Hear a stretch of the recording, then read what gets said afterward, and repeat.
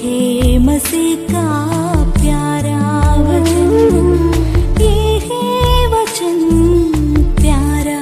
परमेश्वर के धन्य नाम की महिमा हो। प्रभात मनन के सत्र 2235 में आप सभी का बहुत ही विनम्रता के साथ स्वागत करता हूँ। आइए आज के मनन के लिए हम पढ़ते हैं याकूब अध्याय 2 पद 6 और 7। पर तुमने उस कंगाल का अपमान किया, क्या धनी लोग तुम पर अत्याचार नहीं करते? और क्या वे ही तुम्हें कचहरियों में घसीट घसीट कर नहीं ले जाते? क्या वे उस उत्तम नाम की निंदा नहीं करते जिसके तुम कहलाते हो? उद्धार पाने और ईश्वरीय योजना में सहभागी होने हेतु परमेश्वर के द्वारा चुना जाने के लिए एक कंगालपन की मानसिकता रखने की अनिवार्यता पर हम कल मनन किए थे। हम आर्थिक रूप में धनी रहे या गरीब, हमारे हृदय में दीनता की मानसिकता होनी जरूरी है। जो व्यक्ति सोचता है कि मैं धनी हूँ या मुझे किसी चीज की घटी नहीं है, मैं धर्मी हो गया हूँ, वो ये उम्मीद नहीं करे कि उसको परमेश्वर से आशीष मिलेगी। आर्थिक रूप में धनी रहने पर आत्मिक रूप में बढ़ने की एक तीव्र इच्छा धनी लोगों में भी होना जरूरी है, यदि वे परमेश्वर से आत्मिक आशीषों को पाना चाहता हो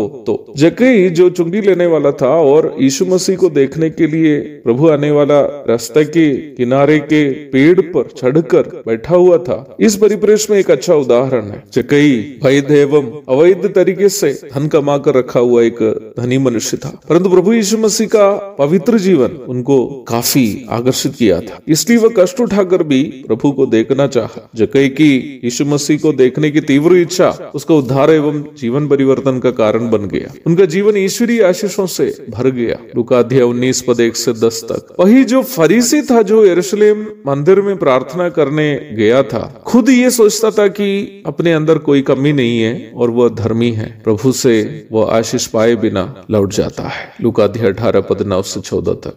यद्यपि नियमानुसार के माध्यम से धन की कमाई करनी और धनी बनकर जीना इत्यादि एक पाप तो नहीं है, परंतु आर्थिक रूप में धनी रहना दीनता की मानसिकता अपने अंदर उत्पन्न करने हेतु कई लोगों के लिए एक बाधा भी है। इसलिए प्रभु यीशु मसीह ने इस प्रकार कहा कि परमेश्वर के राज्य में धनवान के प्रवेश करने से ऊँट का सुई के नाके में से निकल जाना सहज है। मत्ती अध्याय 19 की 24। वास्तव में प्रभु यहाँ ये नहीं कह रहा था कि धनी लोग स्वर्ग नहीं जाएंगे, बल्कि वो ये कह रहा था कि धनी लोगों में होने वाली भरपूरी की मानसिकता के लोग अथवा अहंकार की मानसिकता रखने वाले लोगों के लिए स्वर्ग जाना आसान नहीं है, क्योंकि धनी की मानसिकता लोगों के अंदर इस प्रकार की एक सोच उत्पन्न करती है कि मुझ में कोई कमी नहीं है, इसलिए आत्मिक रूप में बढ़ने की आवश्यकता भी नहीं है। प्रकाशित वाक्य 3 की 17 में निम्न प्रकार की मानसिकता के बारे में प्रभु स्वयं चेताते हुए आप पढ़ सकते हैं। ऐसी मानसिकता आत्मिक बढ़ोतरी के लिए सबसे बड़ा रुकावट है। प्रारंभ में पढ़ी गई पद में याकूब दुख एवं कष्ट सहने वाले यरूशलेम के मसीह विश्वासियों से कह रहा है कि यरूशलेम के उन धनी यहूदी लोग ही थे